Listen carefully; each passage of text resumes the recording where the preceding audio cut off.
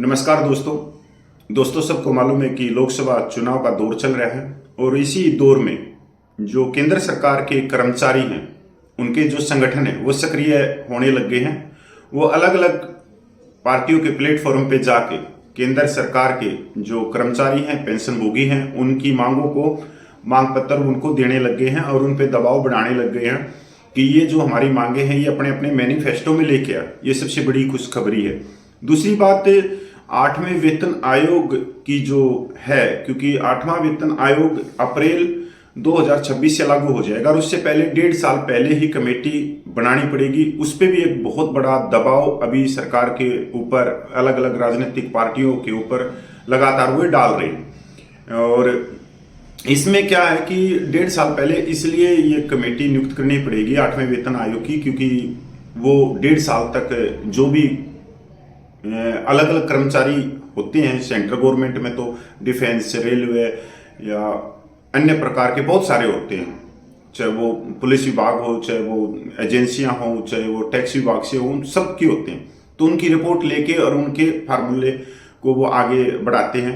तो इसी के ऊपर बहुत बड़ी एक खबर आई हुई है आज के में। और जो आपके पास में पिछले सालों से आप देख रहे होंगे कि सोशल मीडिया पे कोट टाई वालों ने बड़ी एक अलग तरह से ब्रेन वॉश करने की कोशिश की गई है, क्योंकि वो तो 4-5 साल पहले ही 8वें वेतन और डेली देखते होंगे।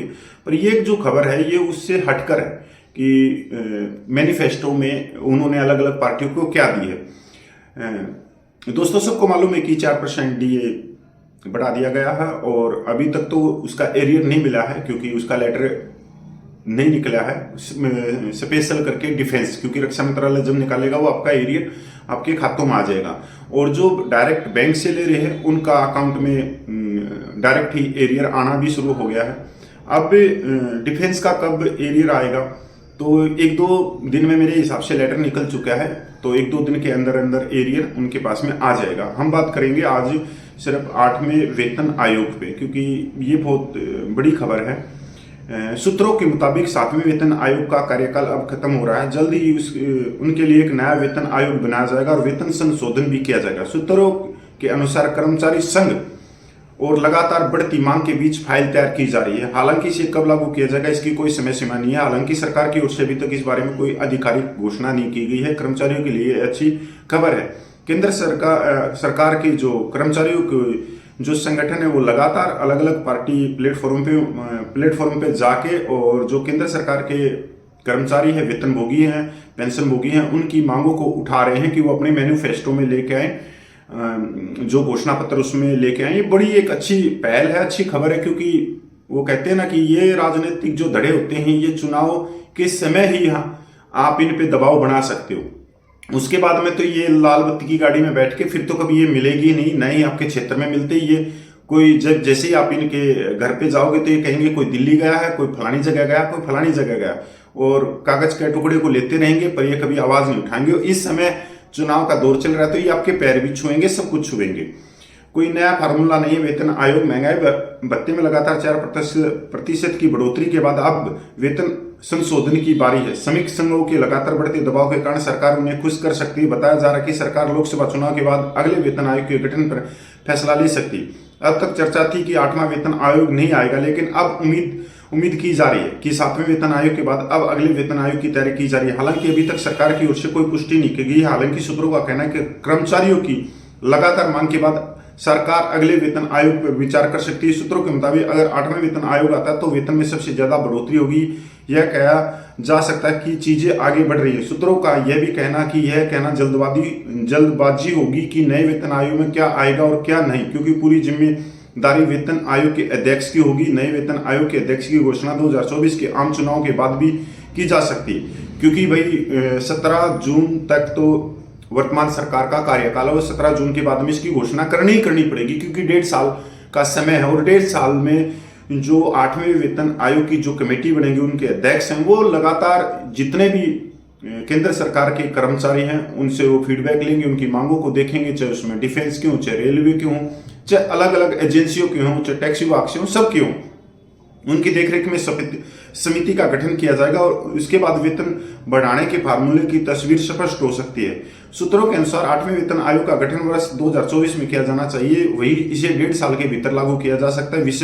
विशेषज्ञों के अनुसार यदि ऐसा होता है तो केंद्रीय कर्मचारियों के वेतन में जबरदस्त वृद्धि होने की उम्मीद है। 7वें वेतन आयोग की तुलना में 8वें वेतन आयोग में कई बदलाव संभव है। फिटमेंट फैक्टर के संबंध में भी कुछ बदलाव किए जा सकते हैं। अब तक सरकार 10 साल में एक बार वेतन आयोग का गठन करती है। आपको कितना वेतन मिलेगा? 7वें वेतन आयोग की तुलना में 8वें वेतन आयोग में कर्मचारियों की लॉटरी होगी। यदि सब कुछ ठीक रहा तो कर्मचारियों के वेतन में सबसे अधिक उछाल आने की उम्मीद है। कर्मचारियों का फिटमेंट फैक्टर बढ़कर 3.68 गुना हो जाएगा। साथ ही फार्मूला जो भी हो, कर्मचारियों के मूल वेतन में 44.44% की वृद्धि की जा सकती है। ये खबर आज के सोशल मीडिया पर अलग अलग न्यूज़पेपरों में आई हुई है।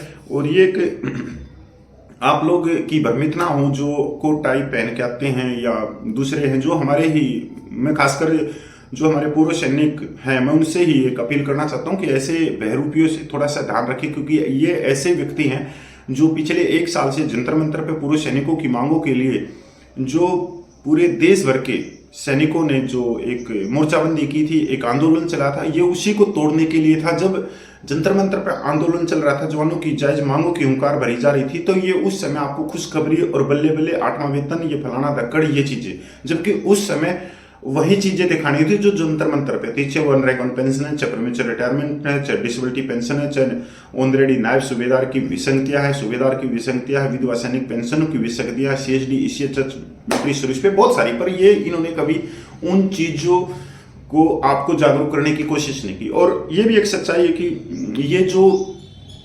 सोसाइटी, जो हाउसिंग सोसाइटी में बैठे अंकल जी, जिनको आप अंकल जी कहते हो, जो शहरों के अंदर रहते हैं, हाउसिंग सोसाइटियों में रहते हैं, ये व्हाट्सएप के ऊपर रहते हैं।